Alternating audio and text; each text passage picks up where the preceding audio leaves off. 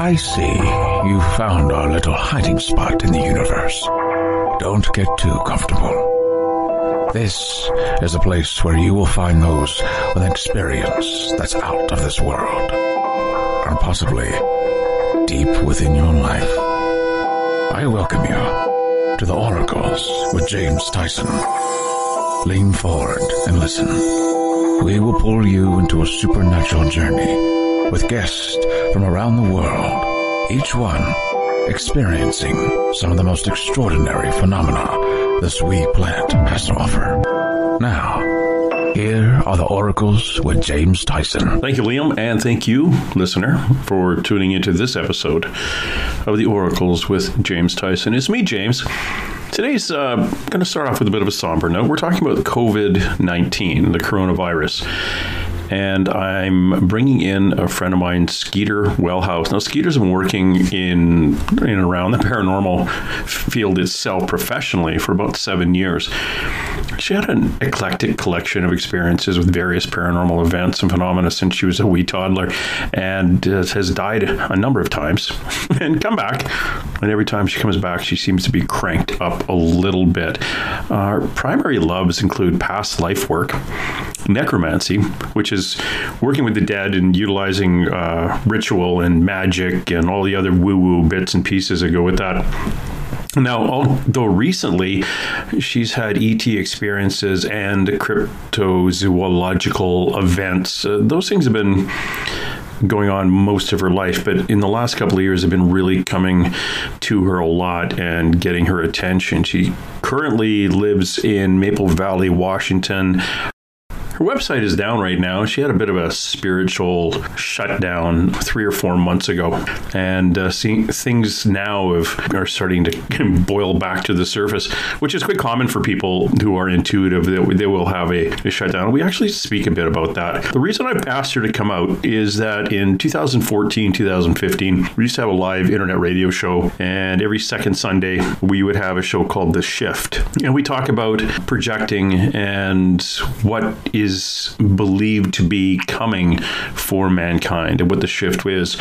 And the shift we talked about back then was political change internationally. The leaders of the world would be brought into positions where literally they would be splitting their countries in half, the us against thems. And we're not going to focus a lot on the U.S. situation and how the world perceives them. Back then, we did talk about that. We talked about it in Australia. We talked about it in Europe, and we kind of saw where that was going and reasons why we were put into these split into two camps.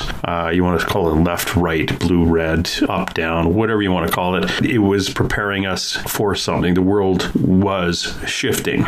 Yes, there is a polar shift. The actual pole itself that used to be just above Canada is now way off over top of Siberia. So there is a physical shift, which again, that affects weather patterns. And we talked about severe weather back then too. Forest fires, things that were coming because we as a society, we felt, and we discussed back then, and we will discuss again tonight, we as a society really needed to get back to living with the earth and not constantly just living off of it. And we talk a lot about me versus we. We talked about getting away from that idea where everything I do is for me. I'm the most important one. This is what I own. You can't have it. This is all my money. This is my stuff. This is a wall around my property, and I want a wall around my town. I want a wall around my state.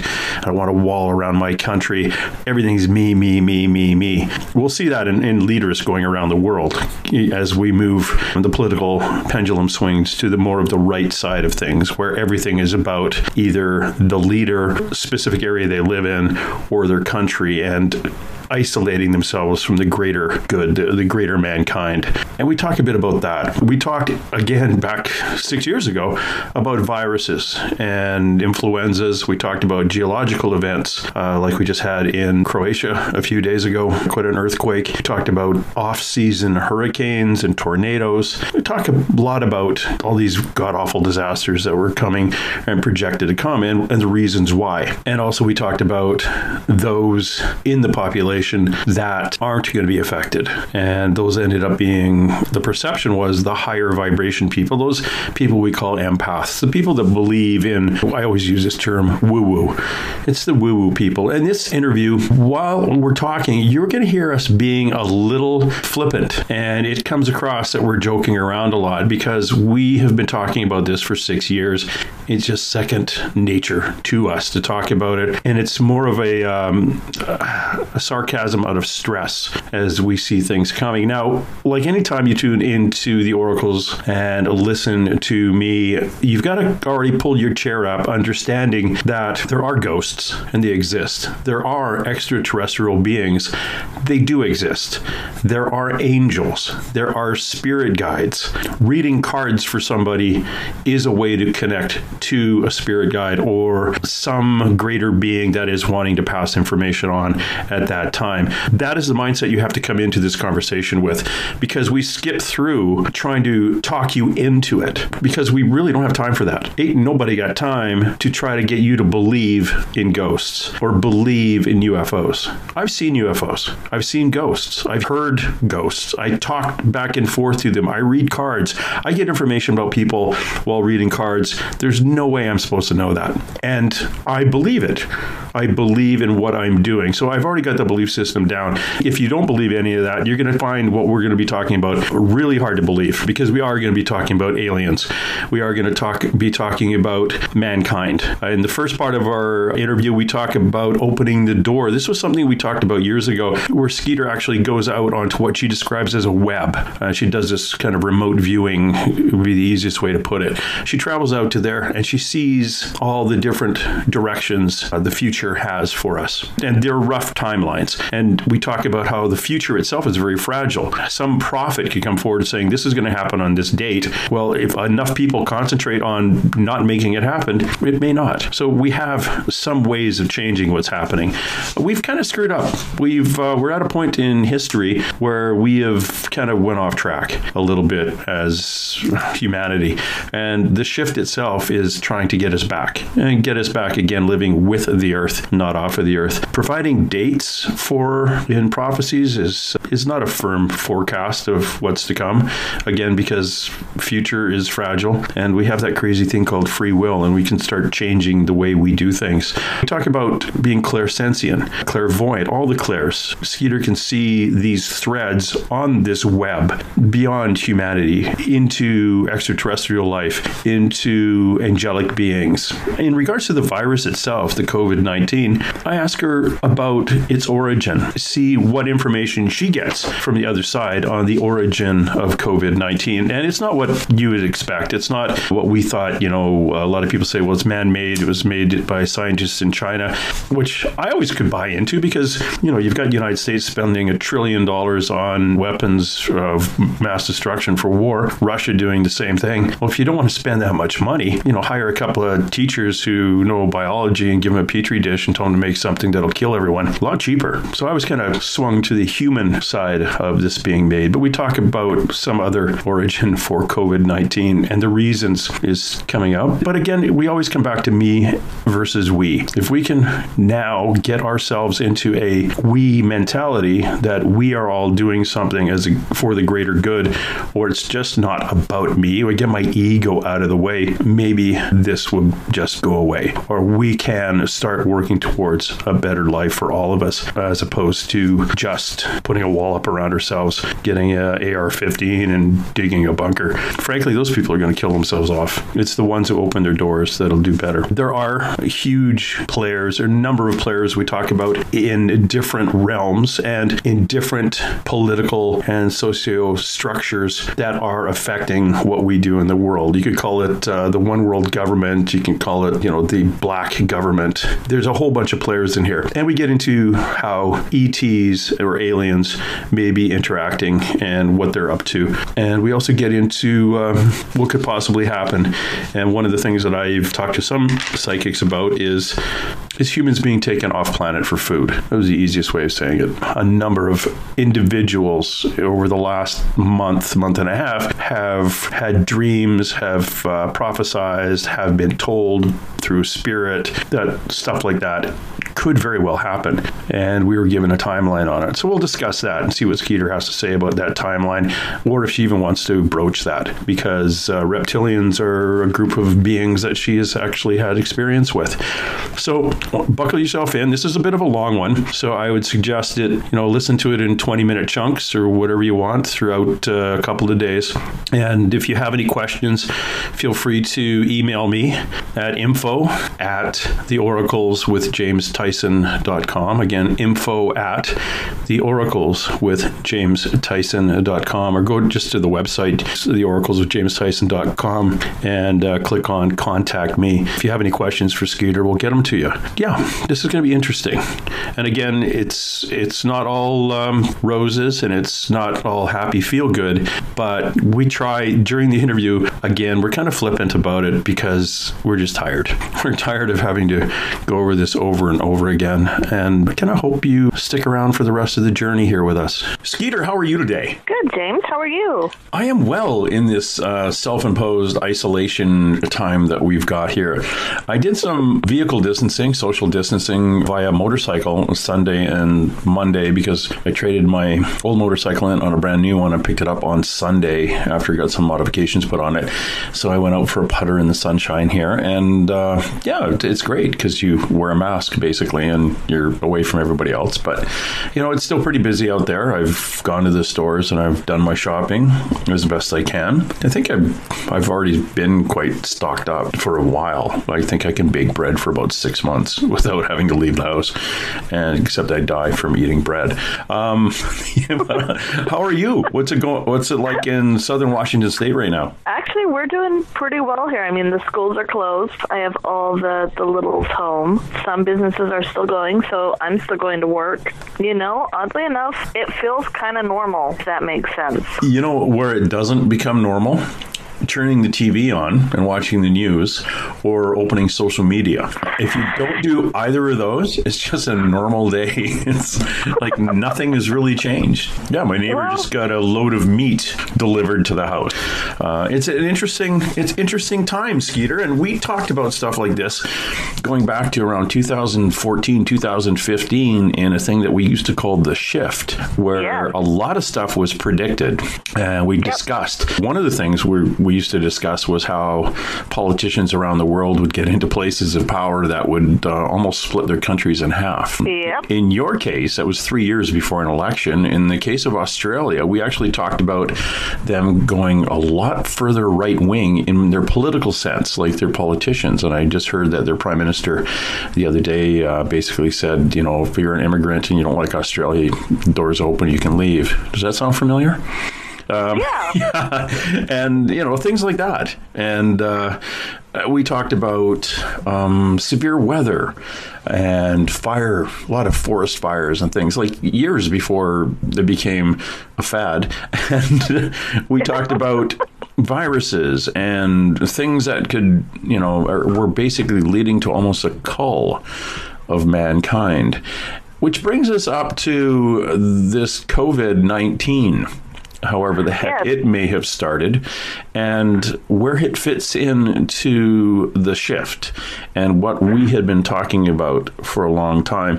But one of the things I want my listener to understand a little bit about you is about who you are and what makes you somebody that I come to discuss these things, as well as a number of other people over the time that I've known you are drawn to you for your opinion based on your contact with, we'll call it, the other side. Now, you and I have also traveled to places like in Los Angeles and Pasadena and to UFO conferences, and have had experiences within the supernatural, paranormal, metaphysical side of things, from doing a regression, channeled to somebody who brought me through a regression back June of last year to find that my primary spirit guide was actually me, which is a whole other episode. Which was fascinating. Oh yeah, you're your higher self. Who's your higher self? Oh my God, it's my spirit guide. Holy crap, it's an ET. Okay, this is going sideways. But it totally made sense. And then, I've been there when you've been taking people through regressions of lost time they've had during an ET experience, and them coming out of it with this clear memory of exactly what had happened. Stuff that, of course, they would never have known, and you would not have known, because you don't know who these people are. These are literally people in off the street, and don't disclose a lot of information to you before they start. But by the end of it, you basically know everything about them, and they haven't told you, which is really cool for those people who don't believe in this kind of woo-woo. Years ago, we talked about a thing that you do, and we'll get into that. It's called opening the door. But tell my listener exactly what type of modalities that you're gifted with, and how they've all come to where they are this time in our history. I actually have all the clairsenses, from clairaudience, the clairvisual, the touch, all of them. Also, I have what I call the ability to see the web. All the threads and all the timelines that make up our daily lives, past, present, future, and not just like humans, but like in a far greater scheme, something even beyond ourselves. A lot of times, all I have to do is just touch someone, and I get a download of information on them. That's normally why you see me with my hands in my pockets. I try not to have a lot of physical contact with people because of the heavy downloads I can get sometimes. In fact, it's one of my favorite bar tricks is to go, well, here, give me your hand, and I'll tell you about you. And then people get freaked out by the time I get to the middle finger. That's halfway through. I do have a gift for seeing the future. I do not do a lot of future readings. James, you know that about me. I tend to be very cautious about future readings because I don't want to mess up what's coming or manipulate it in any way. People don't realize how fragile the future really is. I don't know. Am I leaving anything out? I mean, between ET communication, being able to talk to the dead, being able to talk to higher spirit guides, being able to talk to various energy forms that we would consider deities or angels or demons or gods. You've got a lot. Yeah, there is a lot. And for the years that I've known you, and we could do an episode on each of those little modality things, like, let's talk to demons for an hour. What are demons? What are elemental beings? We get off on those tangents because I have my own opinion and you have yours because you actually see them. Yeah. and for those who don't know, Skeeter dies a lot, but she's better now. How many times have you died? 5, 6 now, or 5 or 6? 5, I think. 5 is, I think, the number we tapped out at. Yeah, we tapped out at 6 or 5. Yeah, cracking your head open, and we joke about that. But a lot of very, very connected psychics or mediums connected to the woo-woo, to the universe, have died a few times, and every time they come back, they've been reset. And Skeeter keeps dying and coming back, cranked up. Her abilities are really cranked up, and unfortunately, not only you have to go through the quote-unquote death experience, but you have to deal with the new abilities. Relearning. And some of it's overwhelming, obviously, and having to juggle that and going, what the heck is going on with my head? I've met some people who have suffered. One particular person, a friend of mine, who is medically diagnosed as being bipolar and suffers from depression. I did a reading for her the other day, and this is why I'm not naming, or would never name this person anyway. But when I finished the reading, I realized every time she plateaued in that depression, she came back and her vibration was tons higher. Her connection to source was amazingly higher. And it wasn't that she had to die like some people do.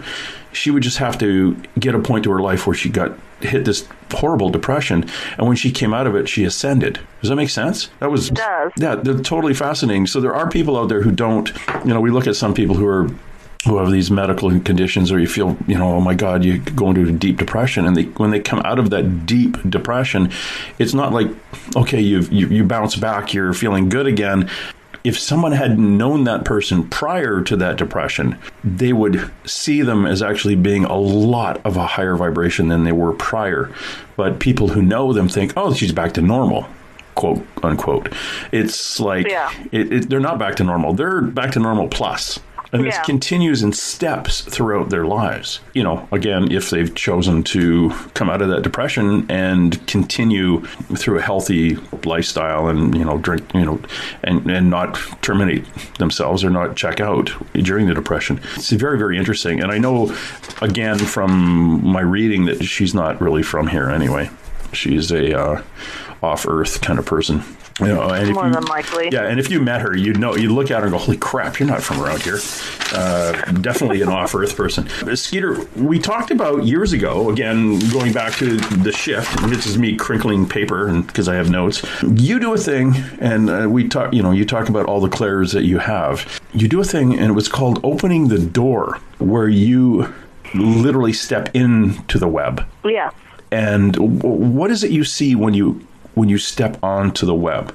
And I mean this in to do with, like, because of the future outcomes. I'm going to get into, you believe there's like 2 or 3 future outcomes for everything, and you can see them once you step out into the web. Yeah, it depends on where I step in. I mean, since September, October-ish of last year, it's no longer opening the door. I'm just there. It's been really fascinating. But it's like you're standing on a very fine thread, and that fine thread, it's like watching a television show through a test tube. You can see everything going on. You can see beaches. You can see tanks. It's kind of like watching an old political newsreel from the 1950s playing on the silver screen. Okay. It's really kind of bizarre how intense it's gotten October, September.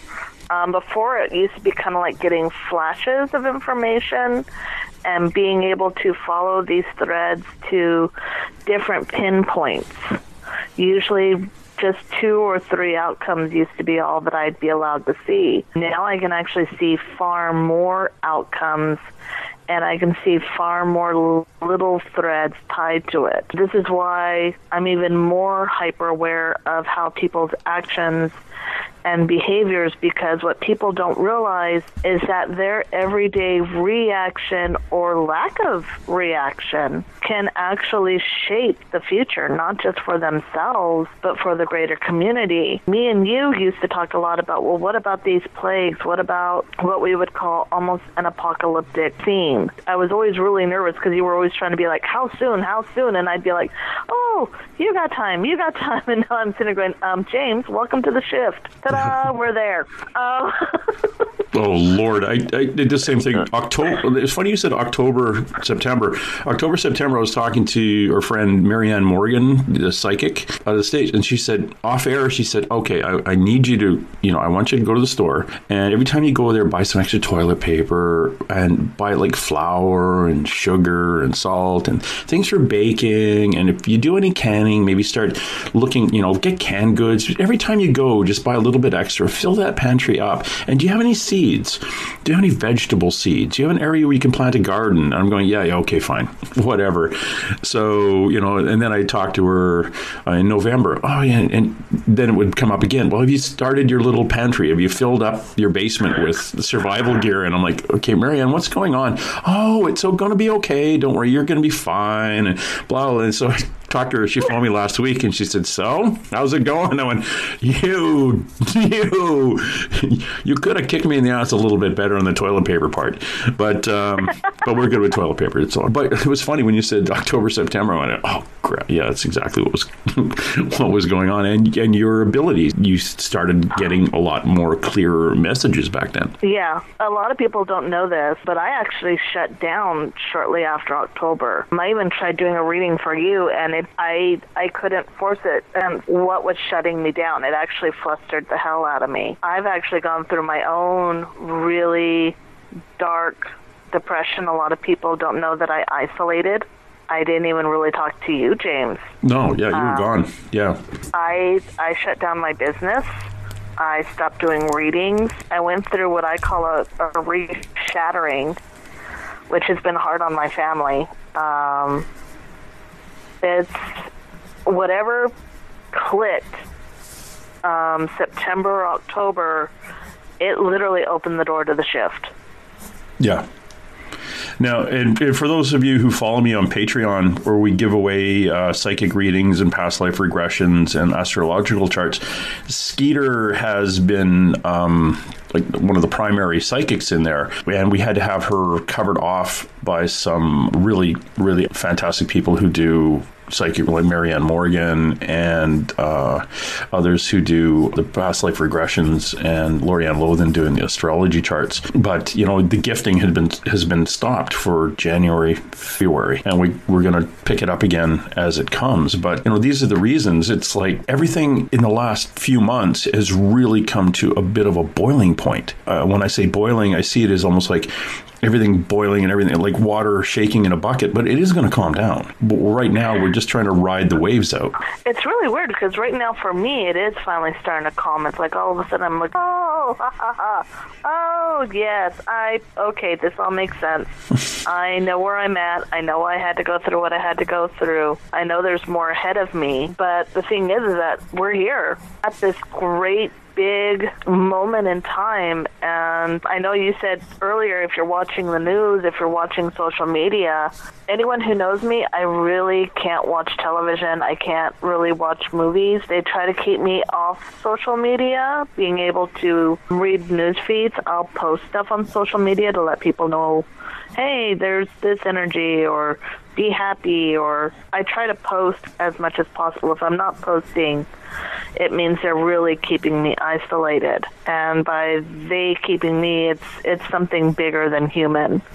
Yeah. It's like something celestial puts me in a big bell jar and goes, nope. Not your job. Nope. Well, also, they when we were at Alien Con this last summer, there was a gentleman there who is known as being one of the first really heavily documented abductees. Yes. He was 2 tables behind us, if I remember correctly. Was that Travis Walton? Yes, I believe so. And I had no clue who he was. I felt bad because he was a little insulted that I didn't know who he was. Yeah. And when I explained why I didn't know who he was, he started laughing and going, oh, you're one of those. You're one of those pure sources. And I'm like, what? And he goes, that's all, and walked off. And I'm like, wait, what do you mean I'm a pure source? Yeah. Travis is kind of fun. Yeah. His abduction was back in the 70s, but if you talk to him, he's actually had another one in 2014. And he kind of talks about it when you sit down with him for a bit.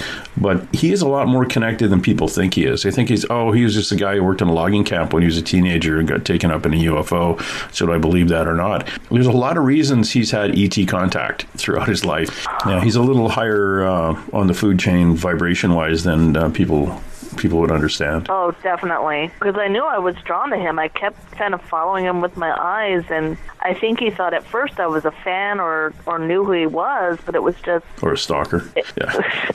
Yeah, but it was just his energy. I mean, it was just vibing so high. For someone like me, it was like seeing a strobe light. It was just amazing to see that energy just blaring. And then I felt so bad because he was like, oh, you're a fan. And I'm like, I have no clue who you are. I am so sorry. Amazing gentleman. But they do try to keep me very pure and very out of the main circles so that the human part of me can't feed off of what's going on. Does that make sense? Yeah, it does. And I know that when you do have these times of your life where you're shut down, it's been explained to me and pointed out in hindsight that when your clairs get all shut down, it forces you to open up another channel that you haven't tapped into yet. And it's them saying, okay, you've got all these clairs, you've always fallen, back on the easy stuff. Things are going to happen now, and we need you to open this conduit up. Yeah. So you come back and you've got this new conduit going, oh, crap, because you've been forced to use that and fight kind of that because all your other clairs are gone.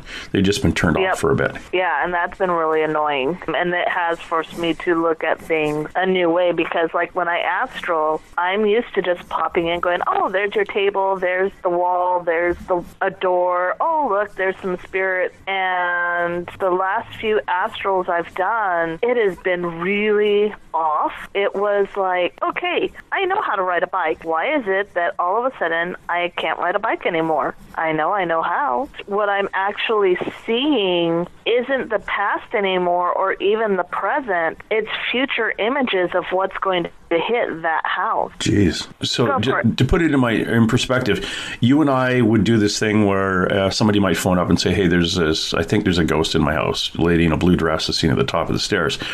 I would talk to them, get kind of a figure out, this is legit or not. And then we would phone you and bring you in on the phone call, and you haven't heard anything that was going on. You then would take a deep breath, show up astrally in the house, describe walking in the front door, what the entire house looked like, where the person was on the phone. There's 3 First Nations people sitting at the table in spirit, and there's a lady in a blue dress on the top of the stairs. Who do you want me to talk to? And at that point, usually the client or my friend or whoever this is and myself would talk, and then we would then interview the ghost, the person who has not crossed over, through you.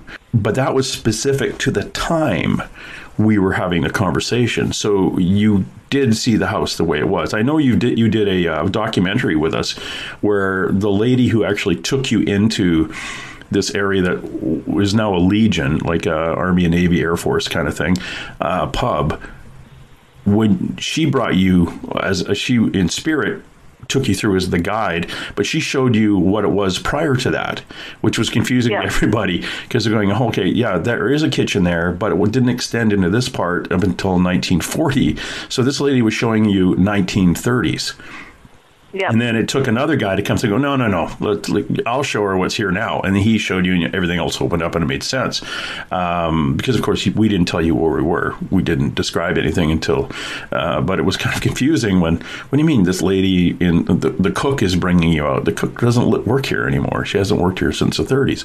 So you were seeing different timelines of the exact same location. So what you're saying now is when you do an astral projection into a house, you'll get to the house, but you're given a future view of the property. Is that what you mean? Yeah, yep. Okay, can you still see? Like, I still want to use you for getting ghosts out of people's houses, but it's like, but if you can't do that, I'm kind of screwed for an astral psychic to help clear ghosts for free. No, believe it or not. It's coming back. It is actually coming back. It's just when we did the one together, me and you did the one together, I was really, really, really getting flustered because I'm like, no, I'm at the right property. I'm at the right location. I see the lady, but everything I was seeing, I'm like, why isn't this making sense? Why isn't this making sense? Now it makes sense because I'm seeing future. So now that I realize what I'm seeing, I can reach out now to one of those other threads in the house. This is part of the reason why the shift is such a big deal right now for me, is because I can now shift back and go, oh, I'm on a future thread. I am going to step back and down or to the left or wherever that past thread is and see this home where it is. So it's actually learning to, for lack of a better word, shuffle time. Okay. And you're learning how to deal with the cards that you've been given when the time shuffles. Yeah. In your gifts, in what's going on now, you're bouncing around on a staircase. I picture, that optical illusion, 3-dimensional kind of drawing is called Schroeder's stairs. It's yes, that's exactly the best example you could give. Yeah, it's like all mixed up. Like each step goes into a different direction back into itself. As you're out wandering what are you seeing now in the shift? And could you, for my listener too, could you give your definition of the shift? The shift is a major period of time where humans can either wake the hell up or be shut down. Politically speaking, environmentally speaking, socially speaking, it's a major point of time. Think asteroid for the dinosaurs. Think of back in the 500s when there was an ice age caused by both volcanic and asteroid that caused a major shift. We had the Dark Ages leading into the age of the Renaissance. That's kind of where we're at, where humans are going through a major period of darkness, self-inflicted. Yes. Ironically, this time it's like self-inflicted. And we have an opportunity, just as we did in the Dark Ages, to come to a point of enlightenment and go into a new renaissance, or we can slowly begin to watch ourselves become the next dinosaurs. That's kind of where we're getting it. Yeah, the way I feel it too. The shift is that door, and they're sitting on the thread as I am. It's like I catch glimpses of things, and it's like I find myself literally holding my breath, going, please, please, please, please stop thinking of yourself and what's in it for you, and think about the greater good, think about the greater whole. And I catch a glimpse of that thread going from where it was. And it doesn't even have to be a massive change, a massive shift. It just goes a little bit in the right direction, and I'm like, yay! Because if any of you have ever been in a math class and done graphing, even a 1 degree change can send that thread off in a completely different direction. However, there's times that I'm also watching that thread, and it goes the wrong way, and I'm like, oh, darn. I want to scream, because it's like the biggest thing about the shift is humans are being called to reach outside of themselves. I mean, I know we're in isolation right now, but at my job, I work at a fabric shop. And yesterday we had hundreds of customers face-to-face, as well as hundreds of online orders for fabric for masks. People everywhere are making masks to donate to doctors, veterinarians, dentists, medical support people, for people who are doing preschool for or daycare, for our first responders who can't stay home with their kids. People are making masks to help each other out. There was one lady making masks for all the people in her nursing home. Even though everyone was going home back to their individual sewing machines and isolating with the thousands of pieces of fabric they brought, they were still looking out for each other. They were still thinking about each other. They were doing things to help enlighten and enrich each other. Our school system, where my daughter is right now, is offering free meals. You don't even have to be on the free meal system. As long as you are 18 or under, all you have to do is show up. It's a walk-through or drive-through system where you just kind of pull up, they hand you the bag, and you go. Ironically, despite the fact that, I mean, we're seeing it in Italy. There's a viral video out there where there's a gentleman who's singing an aria from an opera, and a lady a couple balconies down joins in, and the next thing you know, somebody's playing an instrument, and they've got these viral videos of these communities singing together and performing together, even though they're isolated. And you've never seen that before. On the other hand, you have individuals who are thinking only about themselves. Yep. And when you see the stuff, like I saw, like the Italy and the maps and all that, you see that line just shift that 1 degree, and you're like, yes, there's hope. There's hope. We're going to be enlightened. And then you see the guy who is thinking all about himself and what's good for his bank account, and you watch that line shift 1 degree to the other way, and you're like, why? The big thing behind the shift, this is why what happened to me in September is such a big deal. It really opened up to me why the shift is what it is. I'm actually very grateful to my daughter's father right now, because he's, ironically, for the first time in our relationship, he's actually stepped up to help me through one of these. And humans need to realize this is not a me society. This is not a money society. Money makes it a me society. I'm sorry. It does. It is a we society. There was a woman who dropped several $100s in fabric yesterday, all to make masks for free to donate to the local hospital. That is someone who was seeing the greater we. It didn't matter about the money. It mattered about helping people who needed the help. And we need, this shift is all about going from a me to a we. And I don't care how you perceive the me. As long as you're thinking only about yourself, you're going to be pushing that thread in that not so enlightened direction. And that's where I think a lot of people don't understand. We have to connect the awakening, this quote-unquote awakening of somebody becoming more spiritual, somebody opening to the idea that it's bigger than the individual. And those people have been really sparkling for about 15 years now, but they're continuing to awaken. It's coming faster.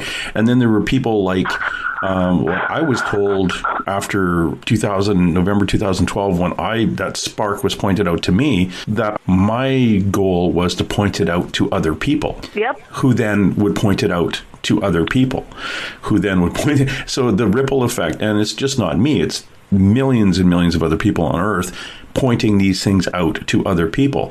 And we see, and again, we'll go back to the political shift globally. Everybody craps on the U.S. Because it's just the big noisy one. But, you really are getting an idea of those who want to put a wall around the country, want to put a wall around the state, the city, and their house. This is mine. You cannot come in. I will not share with you. So what we're doing is like the shift is pointing out, oh, those people, yeah, they're going to go. Yeah. And these people over here who have the door open and don't have a fence and don't have a wall, they're probably going to stay.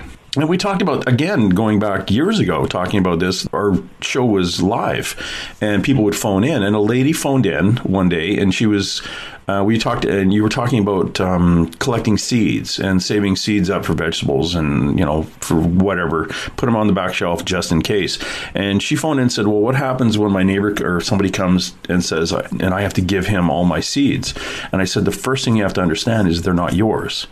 And as soon as you can get through your head that they were our seeds, you took the right step forward. So when the guy shows up at your door with his family who is starving saying, give me all your seeds, you first, instead of standing there with an assault rifle, taking he and his kids out at the doorstep, you realize that, he could probably fix my roof. His wife and the kids could probably plant a lot more of these seeds, and we could probably get a higher yield if we all work together as a community. That is the person that will survive, as opposed to the person with the AR and the barricade or the bunker in Montana. Those people are going to deal with things themselves, and then they will be culled from society. And it's not, it can be, we talked about things like civil war, having countries drawing a line. Half the country is for one belief system, the other half is for another belief system, the left, the right, the up, the down, whatever you want to put it, and then bringing that to a civil war.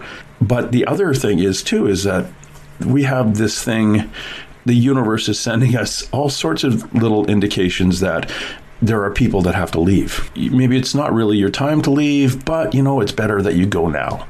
So what we're going to do is we're going to introduce a virus, or we're going to introduce a geological event like happened in Croatia the other day. News in your own neighborhood.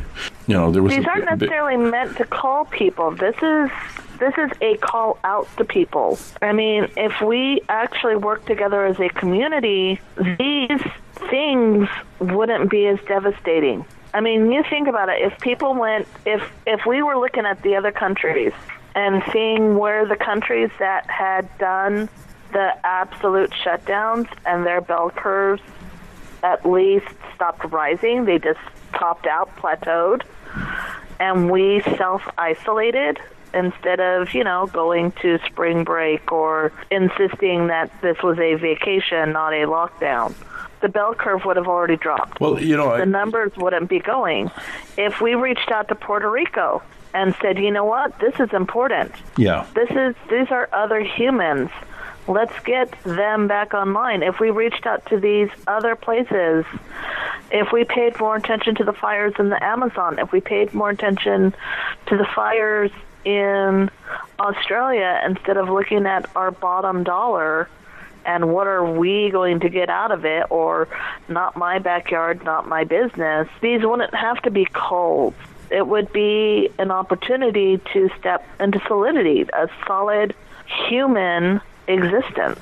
it wouldn't be, James, you're Canadian and I'm American. It would be, James, you're my friend, and that's all there is to it. Yeah, the border, our border is invisible. I can go to the Washington State, British Columbia border, and it's on one side of the road. We don't have a wall. Yeah. We built one, actually, after the election. No, that's a whole other story. Just to keep the people fleeing the country out. But it is an interesting time when we come to working together. And I think the things like the virus, COVID-19, has shown us who can play nice with other people. Yeah, so it shows us who is willing to gamble other people's lives to line their own pocket. Oh, let's not bring the Senate up again. I'm kidding. There are definitely people who are looking to benefit. Talk to the governor of New York right now, and him having to bid on supplies against other states. Like, how many ventilators do you have? Okay, how much are they? Well, I'll pay you more than New Jersey's paying or whatever. Yeah, that's not really how this works. It's no. You get the stuff that you get. It's like who needs it more? Getting down to it's almost like I'm sick and you're sick, but I'm not as sick as you, so I'm going to support you. It's not like I'm really sick. Oh, woe is me. I want everything. I want all the toilet paper for some reason. I almost videotaped this kid. She was in a Walmart. She unloaded the entire shelf of canned food into a shopping cart. It was overflowing. Then loaded what she could on top of it in Gatorade. She was wearing rubber gloves and a mask and a toque, or a beanie if you're not from my country. And then videotaping the whole thing and posting it saying, oh, look what I got. And this is what I did. I've got like 4 gallons of Gatorade. And I'm looking at her going, and there's other people with like little hand cart, like little hand basket, walking down the aisle thinking they might want some soup. And she's got all of it. And I'm looking at her like, you are first to go. Like, you've got to leave this planet at this point because you aren't playing nice with others. But at least you're posting it on Instagram. So that's kind of cool. Good for you and your friends. Hopefully they can all come over to your house and eat all the food. A healthy 20-something. Well, that's bad for me. I shouldn't say she was healthy because I don't know. She may have an immune system deficiency and was starving. Who the heck knows? And somehow got $700 for groceries. But that was kind of odd. That was a really odd thing. Thank God now that they're actually limiting what kind of staple supplies you get. But my goodness, it was that was my first in-person event where I'm looking at somebody saying, this is a cartoon. This isn't real. This person shouldn't be doing this. And I was very critical, but very quietly critical because Canadian. Sorry. Well, the funny thing is my observation so far is that people who actually understand what's going on are being very reasonable. Me and my family, for example, we had a $400 budget, and we knew we needed to make food for 4 weeks. And we knew that we would need to put a little bit of money aside to get things that need to be replenished, fresh vegetables, stuff like that. We went New Mexico style. We got beans that were uncooked, not in a can. We got rice. We got some basic canned goods. We got the staples. We got things that, should something happen, we could lock down and be okay for a couple of weeks, even if we couldn't go outside for fresh fruits and vegetables. We understood that there were other humans who would need these things. So I got only what I needed that I knew could sustain me for X amount of time. I could understand a little bit of every man for themselves, but out of all honesty, James, if you had a whole bunch of kidney beans and I had a whole bunch of rice, I'd be knocking on your door with my little mask and hold up a little sign so you can see me through your peephole going, I have 5 bags of rice. Could you trade me 5 bags of beans? That would be the time to set up a community. I've got this. Can anybody trade me for this? There's all sorts of things you can do. We're talking a lot about self-preparedness. Tell me, with your metaphysical side of you, where do you think this virus came from and how long it's going to be around? There's me giving you a timeline again that you hate using.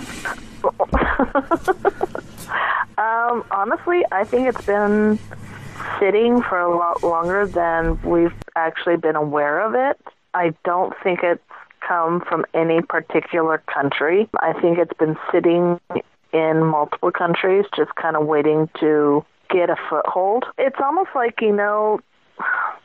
anybody who has any kind of medical issue knows that if you're really stressed, if you're sick and something else comes, it makes it easier for that something else to take hold. And over this winter, we have had some very, very, very stressful situations. Every country has experienced it. Australia had the fires. Here in the States, we had our impeachment hearings, which divided up the people a lot.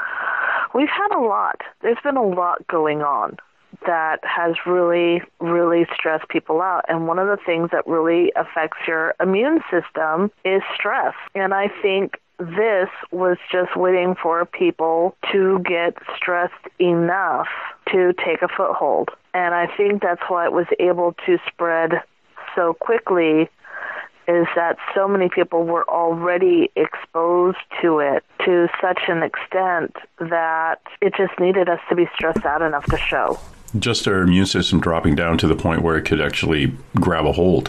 Now, it's funny, I shouldn't say it's funny. I have a tenant here who every day is keeping score.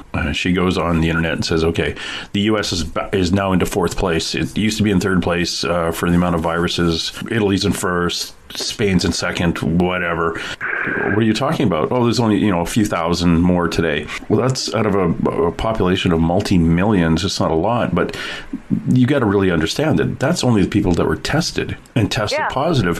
How many millions of people got the sniffles and staying home or have various limited symptoms of COVID-19? It's not really affecting them, but they're infected. So you can't really say, oh, there's only 2,000 people in this country that have it. No, there's thousands of others that have it. Those are the only people who've been tested. Well, also, they've pointed out that not everybody is genuinely reporting all the numbers. I mean, they're mostly focusing on death. Yeah. And they're not reporting the fact that there's a lot of young, healthy people in the hospital right now with COVID. I think the youngest person in the U.S. was 5 years old. Yep. Well, reported anyway. But, if you want to go to a place where there is no virus, go to North Korea. Because they haven't reported it, right? Yeah. So there you go. Greenland and North Korea, two safest places on the planet. It's kind of odd. Now, we're, again, using your woo-woo side of your brain, is this virus man-made? Is it off-planet? Or is it just a function of two little bugs getting together and liking each other? I don't feel it coming from something man-made. Honestly, the first response that's going to screw up all the conspiracy theorists. Well, that's okay. I'm used to doing that. A lot of the times when I see this, it's been really funny. When you asked me, the first response was off-planet.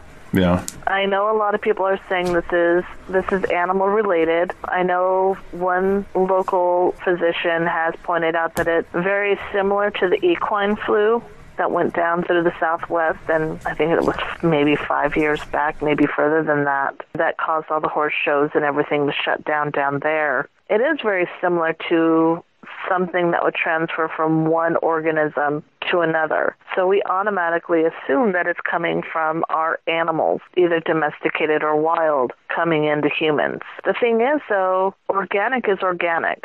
We're not the only organic thing in this universe, and also there are organic things even on this planet that we don't know yet. And even our classification system has had to be slowly challenged, updated, and adjusted to allow for things that we are learning through DNA testing, a much more better understanding of microbiotics, microzoology. We're learning a lot more because of technology. I almost feel like we're in that stage of everybody's like, no, we're not advancing. This is the way it is. This is the way it's always been. And there's individuals out there going, no, there's more to this than we know. We need to have an open mind about this and stop trying to declassify or get rid of it. I mean, they're even finding out that museums were destroying skeletons of things because we didn't want our way of thinking challenged. That's how things like this COVID-19 get out, because we don't want to think outside of our boxes, and we don't want anything to challenge our thinking. I don't really think this is human-made, and I don't really think it's from our animals. Something a bit more complicated, and I really think it has more to do with the destruction of this planet that's allowed this little bubble, this little thing to pop and go. And the fact that everybody's stress has given it the foothold it needs to do its thing. Yeah. I mean, out of all honesty, I've met some amazing people who are just the chillest people on the planet. Hasn't touched them. It's funny, there's people that have it, you wouldn't expect it, like our Prime Minister's wife, who's kind of this mellow lady, Tom Hanks and his wife. I think people can get it and just get over it, and there's some people who just can't, and that are carriers and pass it on to those who should be affected by it. Now, 2 or 3 years ago, there was a scientist out here at University of British Columbia here in Canada, Curtis Suttle. He was one of the senior authors on a paper in the International Society for Microbiology Ecology, their journal. And about 20 years prior to that, they began finding genetically similar viruses occurring in very different environments all around the globe.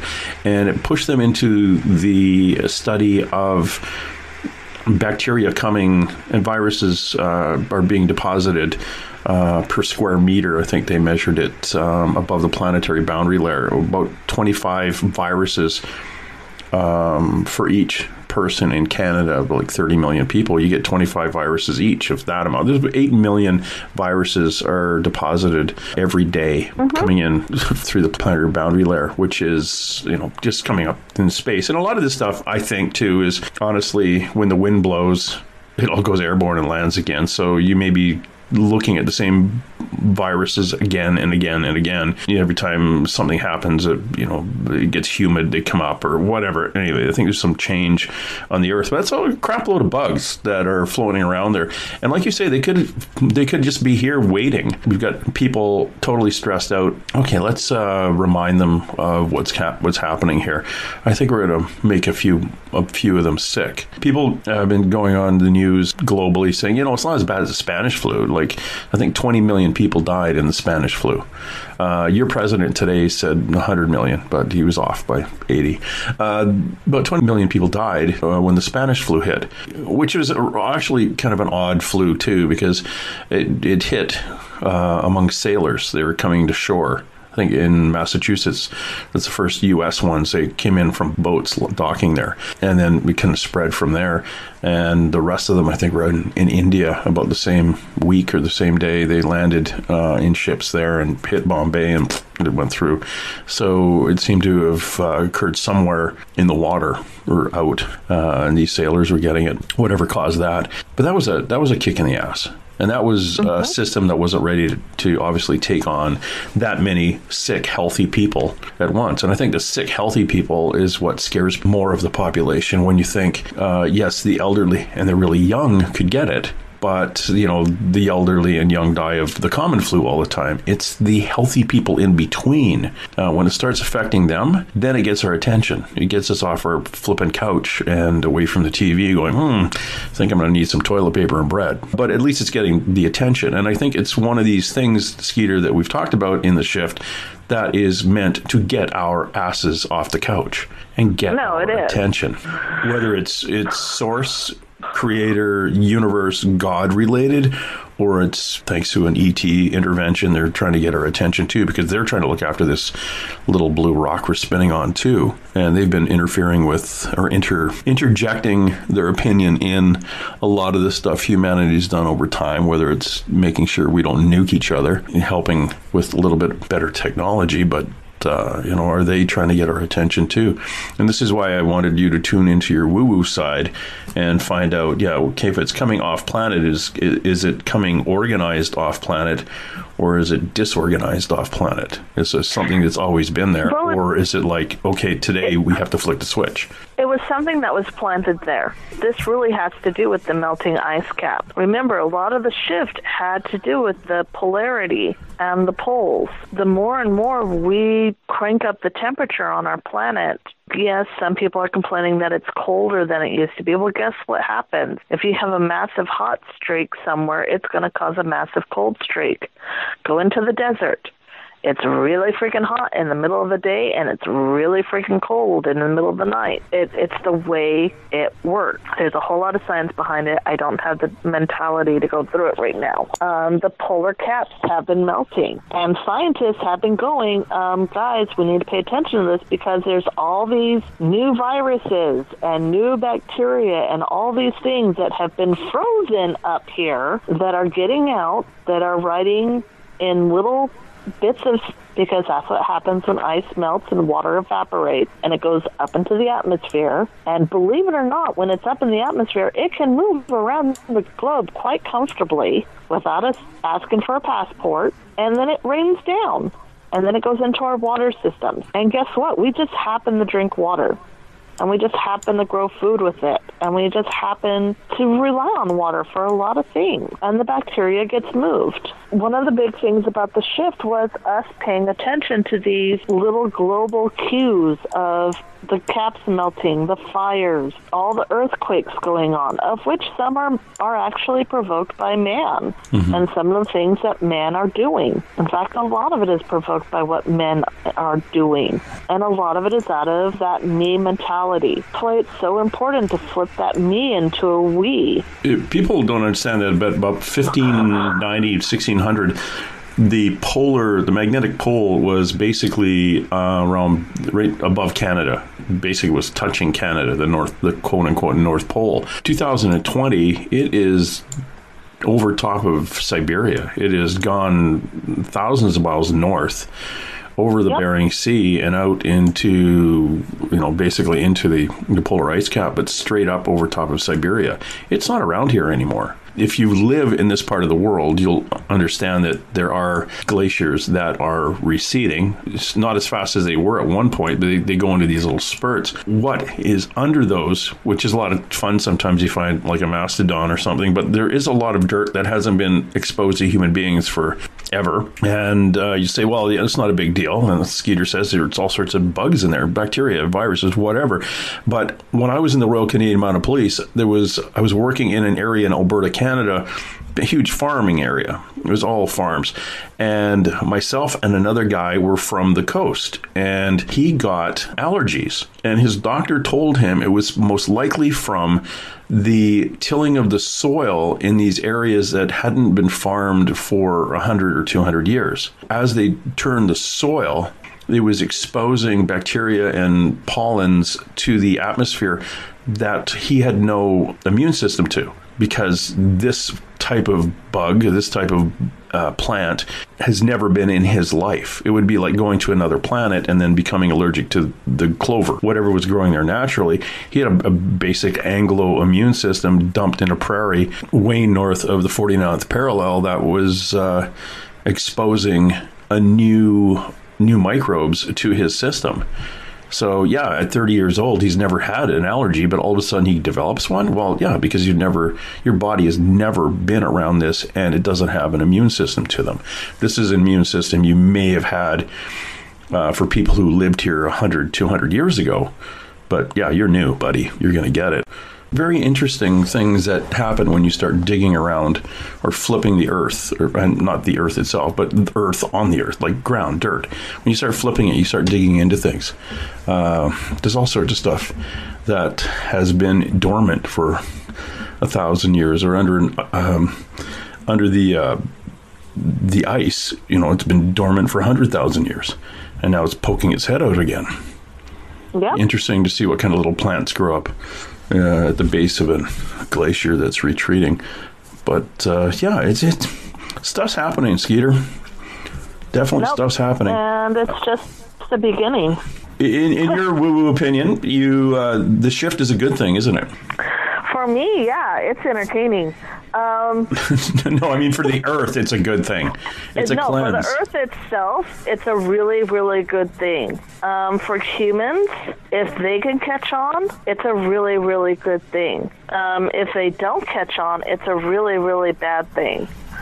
One of the points that I wanted to bring up that I was watching here a couple months back, I want to say it's still in 2019, I was allowed to catch a glimpse of world leaders getting called out for making a joke about the U.S. president.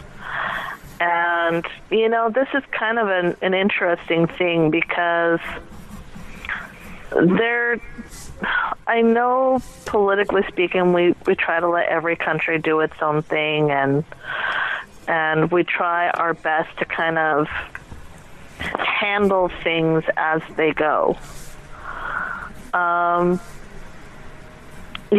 All of our countries really do rely on each other. The more and more globally connected we become, I almost feel like when I saw that, my heart really, really, really sunk. And I saw those threads on the shift go that negative, I don't want to say negative because people tend to let their mind go a different way. I want to say that unprosperous, that not so fruitful path really got thick because nobody really wants to call anybody out right now. Nobody wants to sit down with this man or with any other world leader for that matter and go, listen, we as a global community are watching you take something that used to be halfway decent, at least functional, and are doing such harm. It's so funny because watching those world leaders giggle, it almost feels like that's the whole theme anymore is, oh yeah, they're doing something that hurts everybody, but it's not affecting me. Or I'm getting something out of it. Or I'm getting something out of this, so I believe I'm getting something out of this personally, so I'm going to encourage this behavior. This is really that me behavior. Whatever's going on globally is because of this me behavior.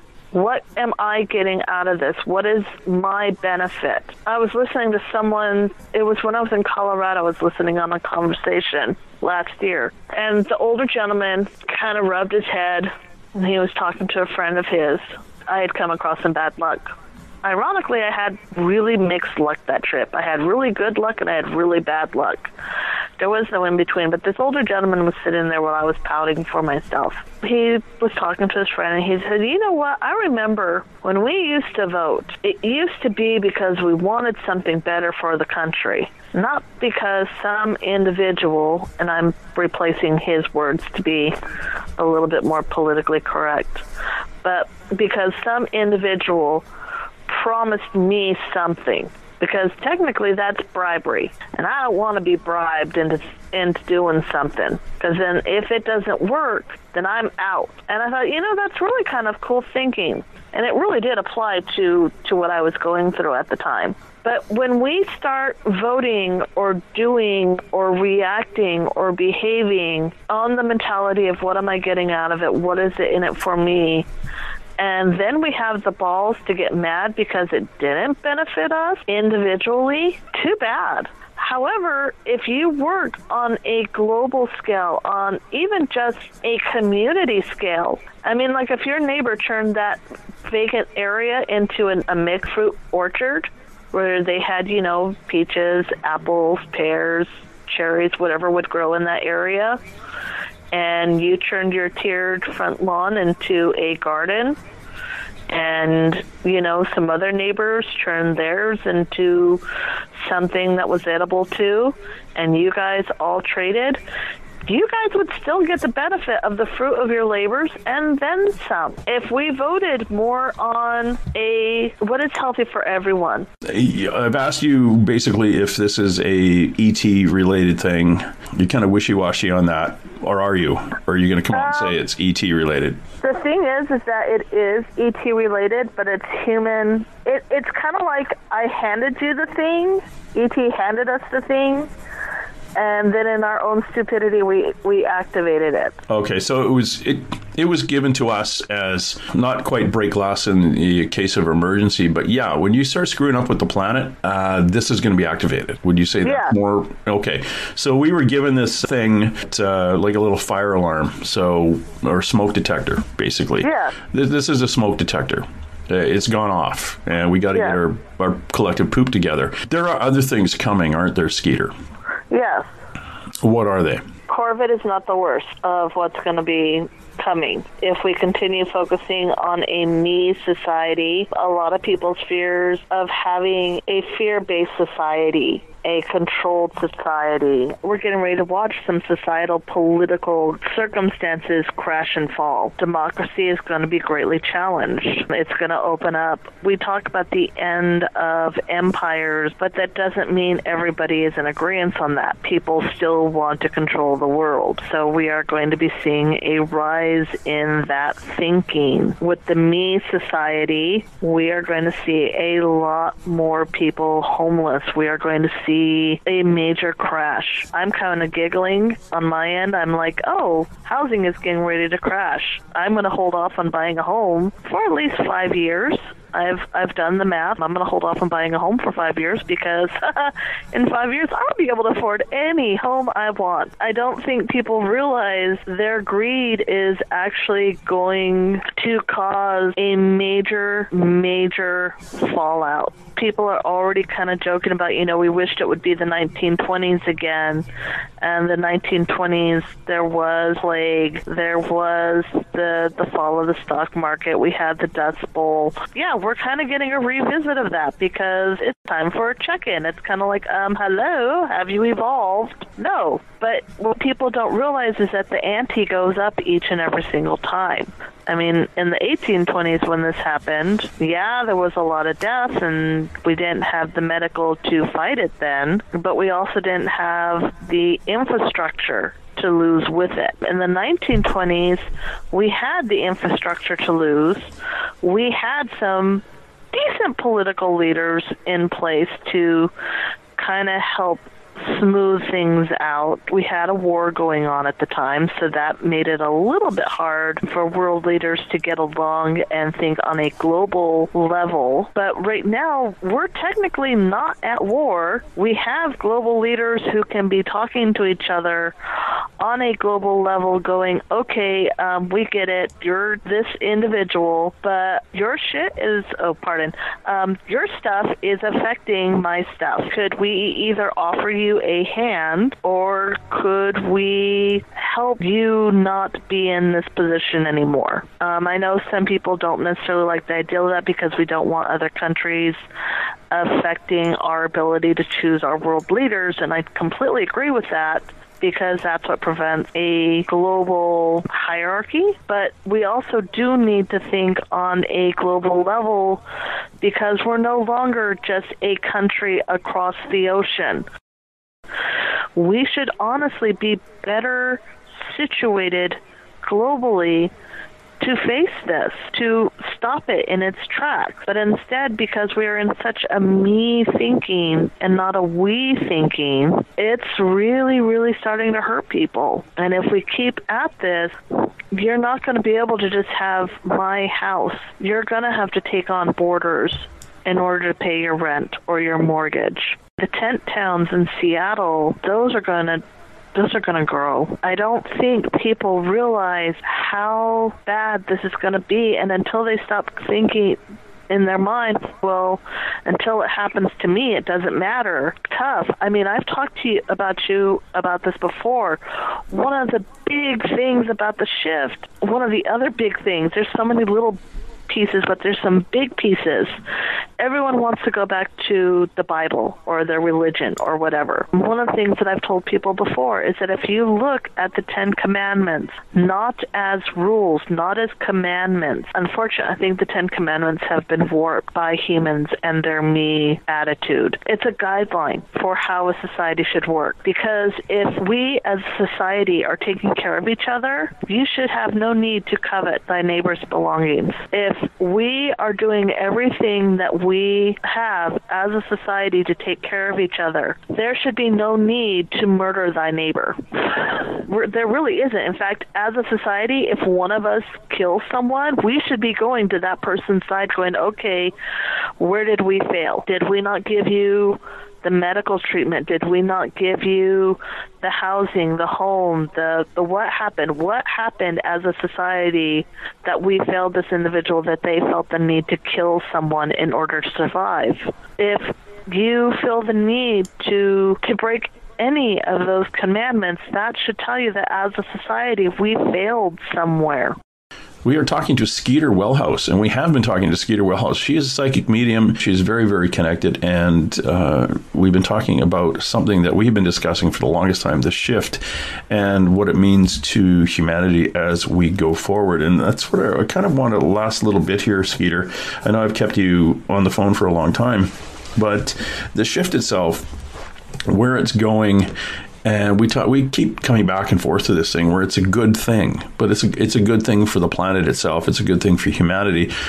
It's just getting through this part of it and awakening and trying to reassure people that it's going to be okay. Just relax and kind of get along with other people. You know, we've talked about this off air before and dealing with other things that are coming that are a little more out of the ordinary. I'll just throw that out, that reptilian thing, whether you want to talk about that or not. All I can say is I told you so. Yeah, but no, I know, but not specifically that, but the reason they're taking people away. You probably don't want to talk about that. No, because that's such an interesting thing, because there's several camps in that group, and there's several reasons why that in and of itself would be its own show, because there are people who will be benefiting from it, there will be people who are not benefiting from it, and there are those who it's kind of a gray area. It's a gray area for the black reptilians, but it's basically we'll leave it at that. It's not. It kept me awake for 2 nights, literally. I couldn't sleep for 2 days after I was told, and I wasn't told by you. You confirmed it, which another person confirmed, and I was like, holy crap. You know, to serve man, it's a cookbook.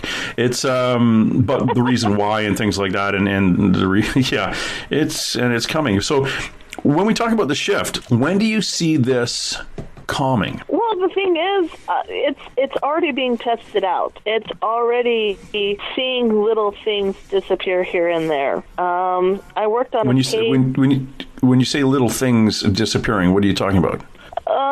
Humans just kind of vanishing. Yeah, okay. We are going to get into the reptilians. Well, you know, one of the things that is really big right now is, so it was really weird when I did my road trip this year, and I've done road trips my entire life. This year was really fascinating because I'd pull into a truck stop and I'd go to the bathroom, do my toiletries and things to get ready for the night, sleep over, and there would be a warning sign talking about sex trafficking, being aware not to open your car door for anybody if you were in the area, or if you needed help, or if you yourself were in the process of being kidnapped and needed help. Here was a way to get a hold of someone's attention at the truck stop. There's a lot of people who have just been vanishing off the planet already.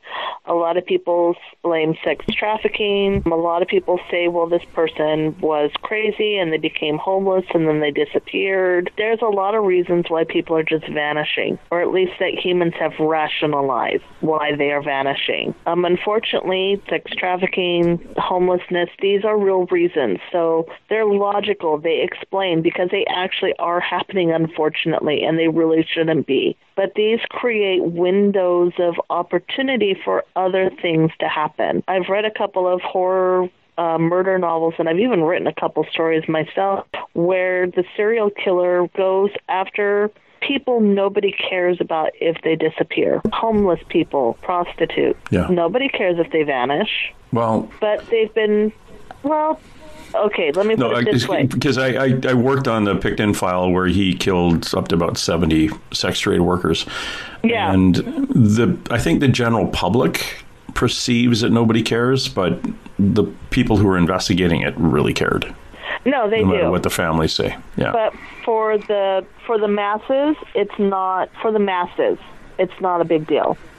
But again, this is a me-we situation. If we as a society actually cared about everybody in our society, then if one person went missing, and it doesn't matter what their status was, then we would be upset. We'd be like, where's George? Well, George was homeless. Why was George homeless? Who forgot to take care of George? You know what I mean? Societal-wise, we're not worried about it. Individually, we get a little worried. The human on a human level is better than the humans on a global level. But the thing is, though, is that these situations create gaps of opportunity to see what we can get away with, what they can get away with. One of the things that absolutely breaks my heart is the number of Indigenous people who vanish every year. And it never makes the news. If it does, it's rare. Right. Yeah. It's we have a full-on task force in Canada now as a result of actually the Picton murders on missing and murdered Indigenous people. Yeah. It's staggering. But it's these things that have created a window of opportunity for those things to happen and not really be noticed. You know, one of the things I want to come back to the First Nations people, the Indigenous population, who have traditionally been a higher vibration and being awake. We'll call it the awake people, are those who aren't going to be affected, or my understanding wasn't going to be affected by the shift.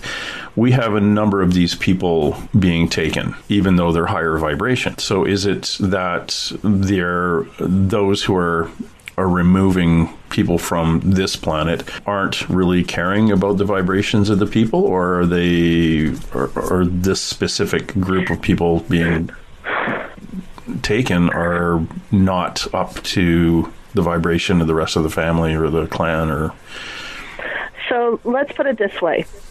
There's a lot of players on the field right now. There's a lot of individuals, both groups and other, that have a lot of stakes in the game.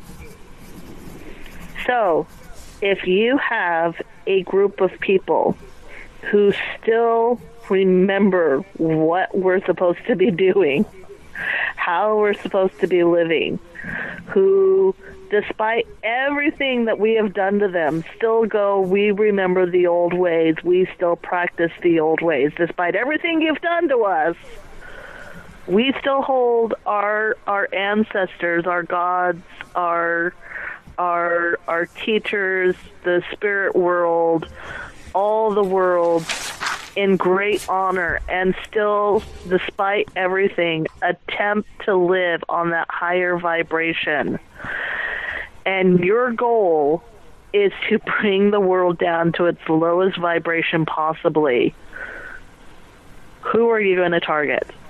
Okay, so these beings who are trying to push us over the edge are targeting the higher vibration people. Yes.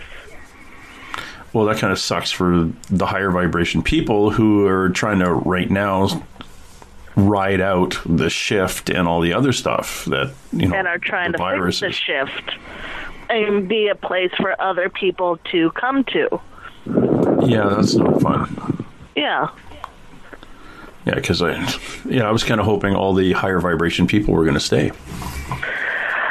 But if there is a force or energy that would like to, again, it's thinking on a me level, not a we level, me, who are they going to erase in order to guarantee that their me stays in place? Now, would that be somebody from outside the planet then? Not necessarily. Although let's put it this way, some of the chess pieces can move themselves, others need to be moved. So if I was a government, the obscure government agency, that kind of the New World Order kind of bizarre group, and I say, you know what, those people have to go, and I can send my reptilians off to harvest them. Yep.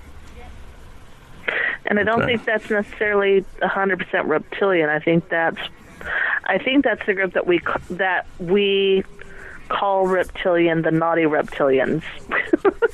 The black ones? Yeah, the ones that everyone's scared of.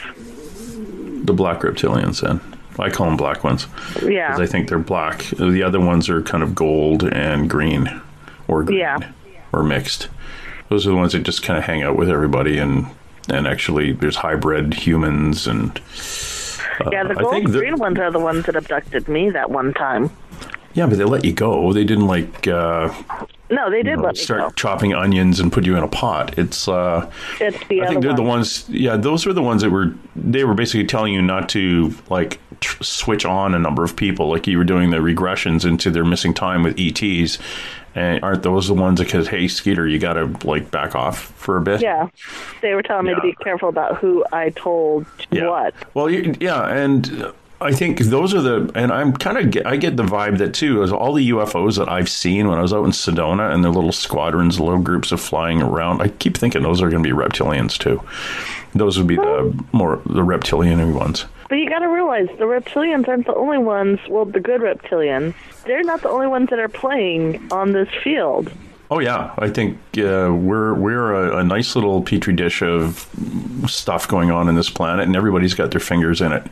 I mean, one of the things is that I've got a book that's been waiting to come out, and it just keeps getting lost in the shuffle because it really explains how many players are on this planet and how that me thinking versus that we thinking has made Earth one of these really rare and fascinating situations. And there are so many chefs' hands in this pot. It's really kind of cool. I mean, if you step back from it and you think about all the reasons and all the things that are here and why they're here and all the ways that they've figured out how to live and work together, and then how things have, again, shifted and changed.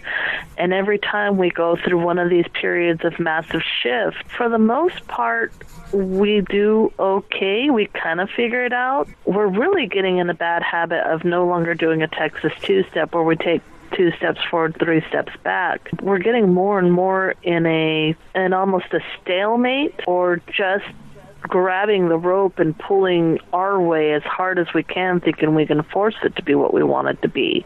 And that's not why this was created. I mean, there's a massive period of time that humans don't know what was going on. And to be real honest, that's when everything was being set up. And this isn't an accident. There are some things that have evolved naturally as they were supposed to, and there are some things that have been added to in hopes of making it better. But the more and more this me mentality digs in, it just really kind of takes away from the magic of it all.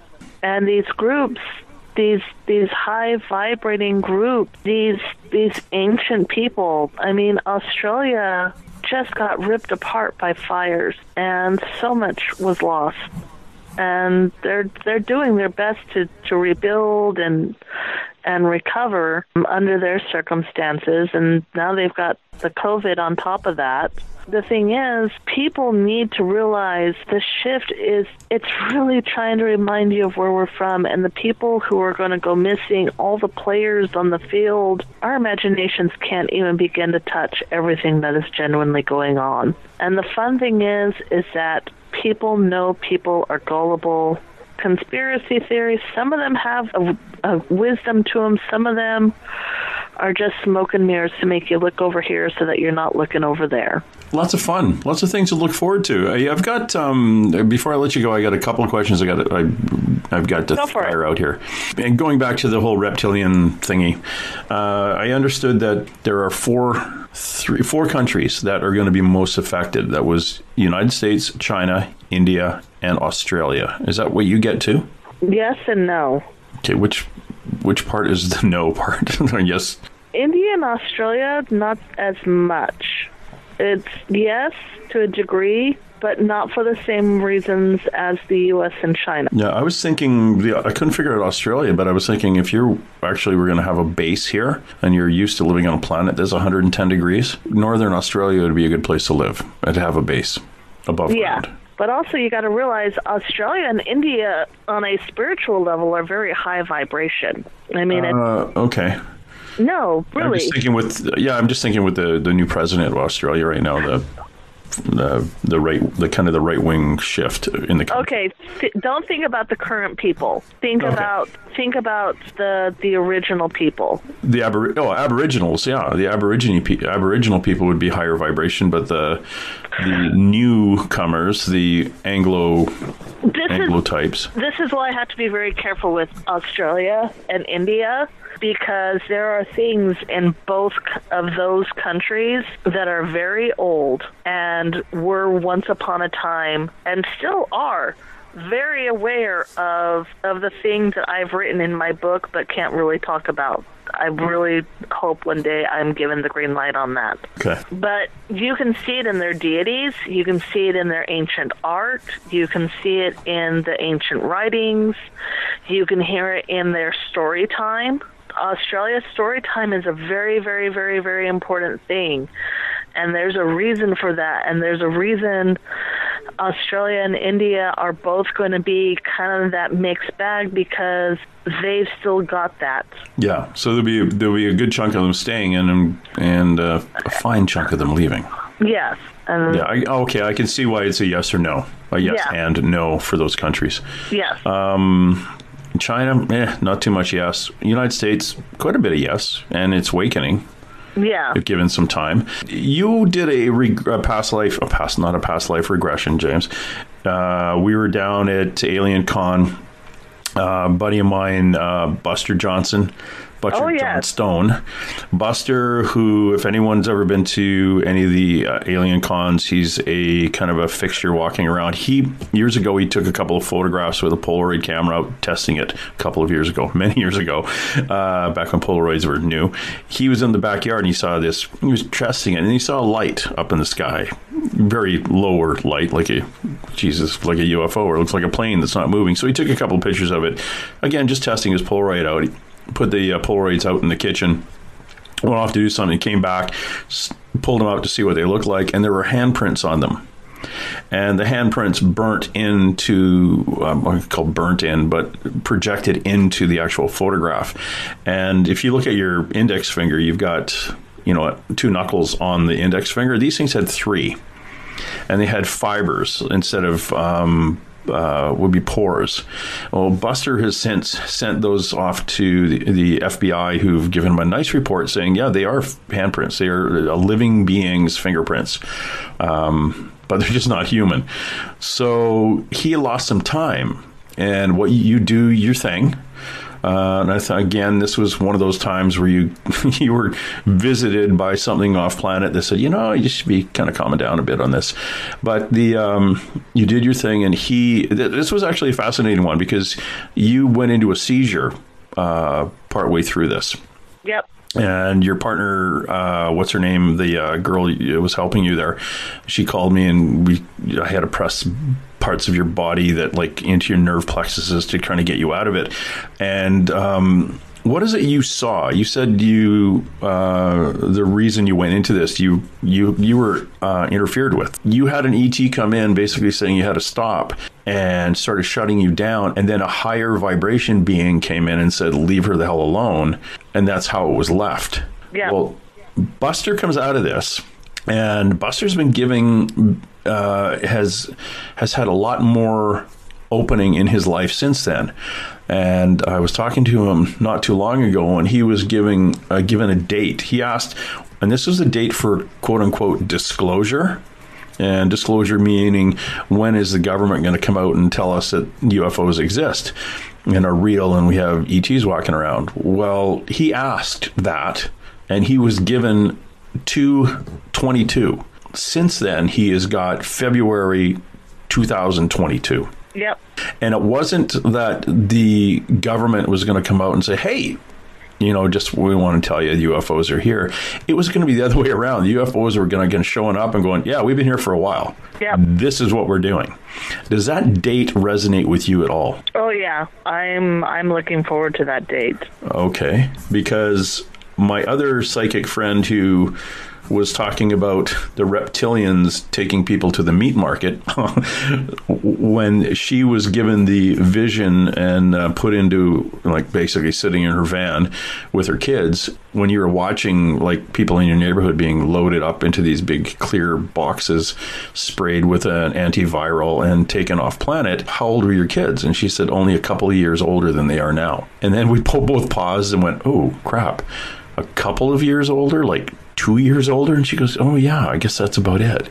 And then Marianne Morgan, bless her, she says Trump will be reelected.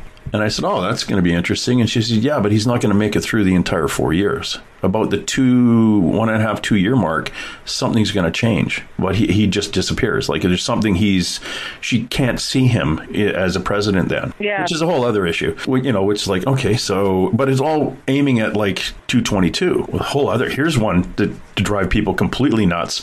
Marianne Morgan's going, okay, the Antichrist is here. And I went, what, where? In my room? She goes, no, he's here. He's actually working quite closely in government right now. So she disclosed who. I said, is it so-and-so? And she goes, yeah, how did you know? And I said, wild guess, because his business in whatever city it is, the address was 666 and all these other things. And he's kind of this little shadow person within the Trump government. And I said, oh, great. Now, wouldn't that be interesting if Pence dropped out or some reason he's not vice president and the GOP bring this guy up as VP and then Trump leaves halfway through his term, and all of a sudden we've got the Antichrist as the president of the U.S. And she said, oh, yeah, that would be interesting, wouldn't it? That's all she said. I should have her back on and talk about that. That's kind of bizarre. Do you have any input into that at all? All I can say is that's why I'm really holding my breath as the next big knot in the web is coming up, and why I'm really looking at people going, we have to think on a we level, not a me level, because Trump really, really, really appeals to me people. Yeah, he is the ultimate me person. He is. That's why when things went the way they did with our recent event here in the United States about his impeachment, I was watching our Republicans, all the me people going, you do not understand what's going on, or if even scarier, you do understand what's going on. And when that knot went and unfurled itself, I was like, well, this is going to be fun. And then here we are with COVID-19, and I'm like, oh, you're right on time. And I think that's about the same time you started going, so Skeeter, what about this? And I'm like, welcome to the shift, James. Yeah, all your answers were like, welcome to the shift. I'm going, damn it. You and Marianne Morgan telling me to pack everything up into a... get my pantry loaded, and you telling me welcome to the shift. We used to always talk about this being around, actually we did talk about it at one point a few years back, it being 2020, 2022, and then it jumped to 2040, and okay, you won't have to worry about it. I'll be really old and gray by then, and not that I'm not gray now. But that would be it's still another 20 years away, and now all of a sudden, crap, it's only 2 years away, or it started, and well, actually, it started back when we were talking about it back in 2014. Yeah. The shift was starting. We were already dealing with severe weather. We were talking about things that were going to affect us globally. We talked about, almost like what the hurricane did to Puerto Rico. And then after that, we talked about that as being an example of what's going to happen to us all if we don't get our collective poop in a bag. Because if all of a sudden they shut off the power one day, how am I going to go to the store and buy something? You're probably not going to be at the store. You're not be selling anything. You're going to be at home with your kids.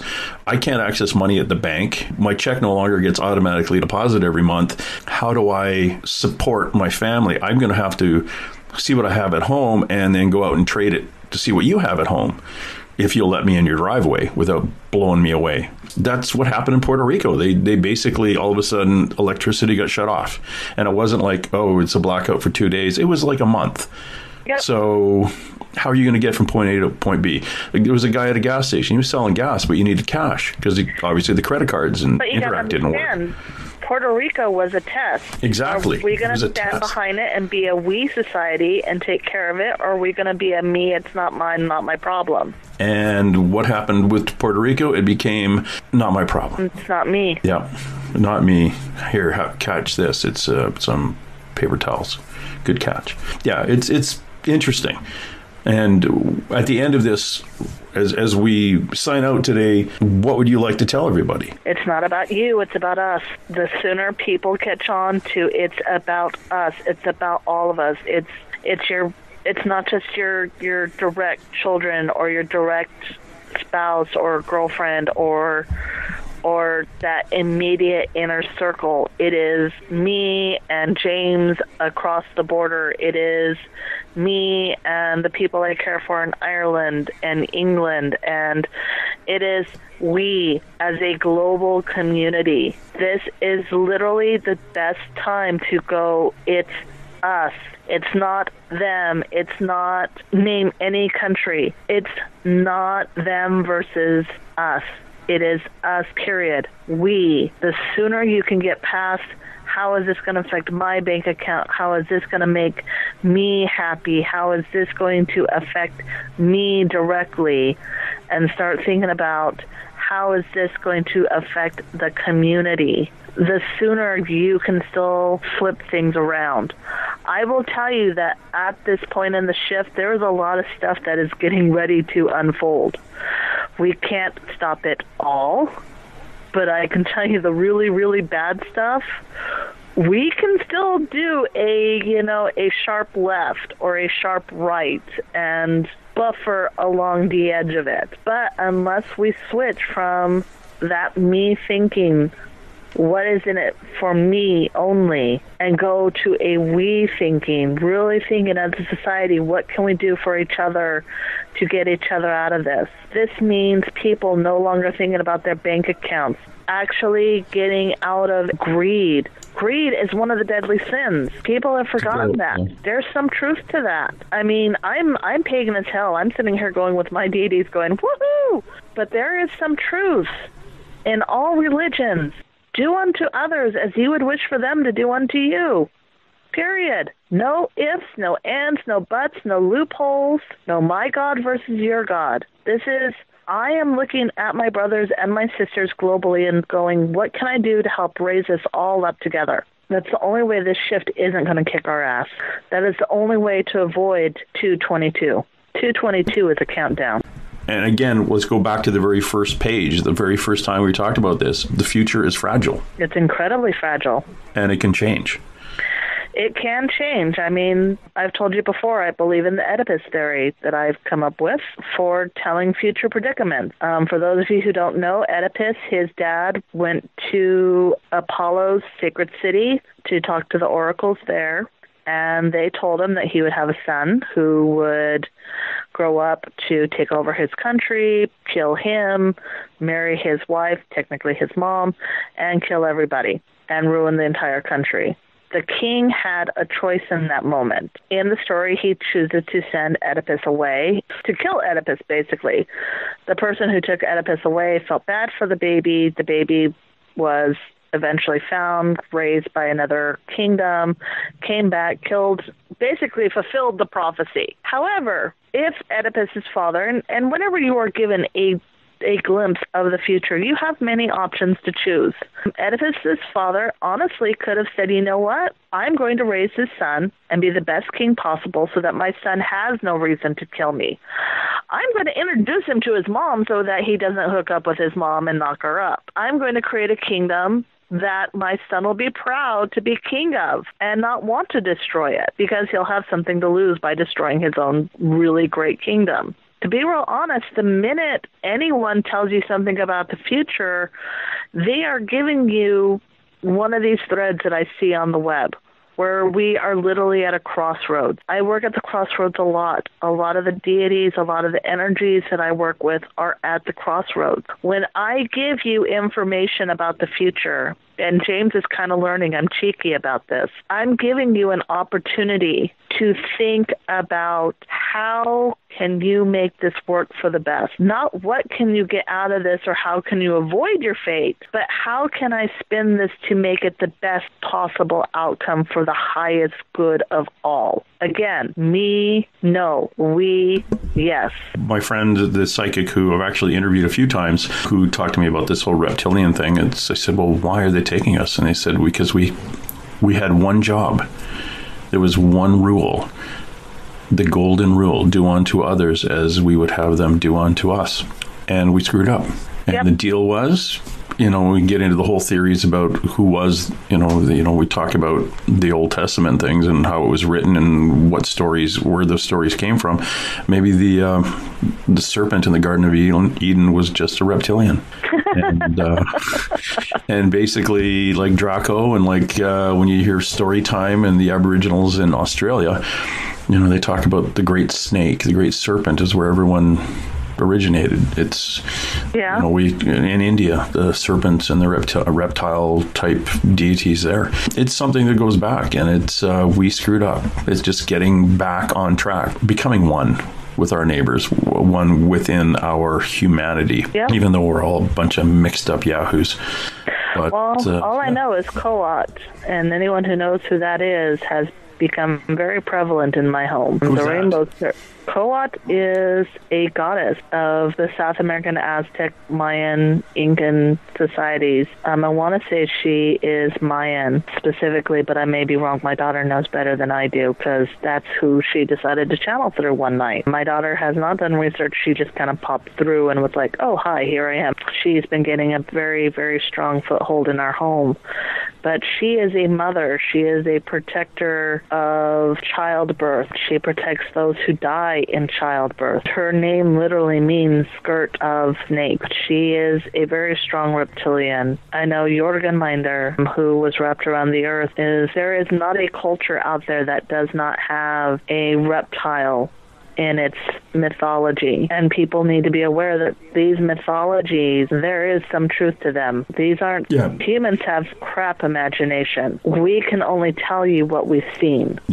Somewhere along the way we saw that, and we base it on the knowledge that we have at this specific time in history. So when I think I was talking to Tui Snyder about a UFO incident back in Texas back in the 1800s. The people who drew it like balloons, or drew it like something that, a flying stagecoach or something that they had related to in their day-to-day life, and that's how they tried to express it in drawings. And go back 2,000, 3,000 years, and that's how they would have had to taken something from day-to-day life and express it that way. What a fascinating time we live in, and what a fascinating way to describe these things, Skeeter. Thank you very much for dropping by. It's been enlightening. It's been creepy. It's been enlighteningly creepy. And it confirms a lot of other things that are going to be coming up on the show in the next little while. I'm going to be bringing back a few other people with your intuition and your connections to the other side to drop by. And, off air, I've talked to them, and they're all saying the same thing that you're saying. It's kind of, and it's not one of these kind of weird little woo-woo shows that I put on, and they'll go, okay, I'll talk to this psychic, and I'm going to double check to see what Skeeter said to see if it was true. It's just, no, you guys are all saying the same thing. No, we are. And you don't really know each other, which is kind of freaking me out. And you very seldom say this out loud. So I appreciate you coming on and talking to me about it, particularly the whole ET thing on what could be happening with that. And again, if we can get our global shit together, maybe that we can push that off a few more decades. At least another 100 years. Good, another 100 years would be good before we all get called back to whatever little planets we're from, or we'll find out who left. And when I have you back on, we should talk about hybrids and things like that too, and how it's affected the planet. We could talk obviously for hours, because we already have. My hour and 20-minute show has gone 2 hours now, so I'll let you get back to going raiding your neighbor's pea garden or whatever it is you're going to do. Or we're actually getting ready to do some candle magic on a global scale, and I don't know if I've ever sent you pictures of my candles. No. Is it something it's risque? They should arrive in a brown paper envelope or something? No. Okay. But no, we're setting intentions today to help start waking everyone up. Excellent. That is what we're supposed to be doing. We are supposed to be touching other people and leaving it for them, pointing it out to them, leaving the silver bullet on the counter and riding off into the sunset. And if it's meant to be, they will hit that switch. Yep. And more it's becoming meant to be. And those people are now going off and doing the same thing for others and helping people wake up to what's going on and what's coming and get their head out of their little all about me ass. Again, thank you very much, Skeeter. Skeeter Welhouse, are you still doing readings at all? I am getting ready to start readings again. They are getting ready to take my timeout off. My timeout wasn't a punishment. It was we need to pull you back to school and teach you some new things. So I'm about to graduate, I should actually say. So it'll be a lot of fun. I will be doing readings probably again starting next month. Cool. Would you do a couple for me every so often for free for my listener? I would be more than happy to. Excellent. I will advise them that it's coming back. And I know there's a couple there that really want to talk to you, and they're giddy. They will be giddy that you're going to be coming back online. Okay, Skeeter Welhouse, please be safe with your family. Wash your hands. In fact, wash all your neighbors' hands. Don't touch your face with your neighbors' hands. And do all sorts of cool stuff. Have fun with your candle thing, and bless everyone around you that's coming to you for advice, and hopefully they're going to get switched on to. Of course they would. Actually, they wouldn't. I don't think people would be introduced to you if they're not being switched on. It's just, I think, the way things go. We attract the right ones. Those who need me come to me. Yes, and those who don't, send you bills. All right. We'll talk soon. Again, Skeeter Wells, thanks very much for coming by. Watching you while you sleep on and on. All right, that's it. Let's roll. And hey. Let's be careful out there. Far over the snow, what are those voices? They sing as they go. What are those voices? The call from the mountain.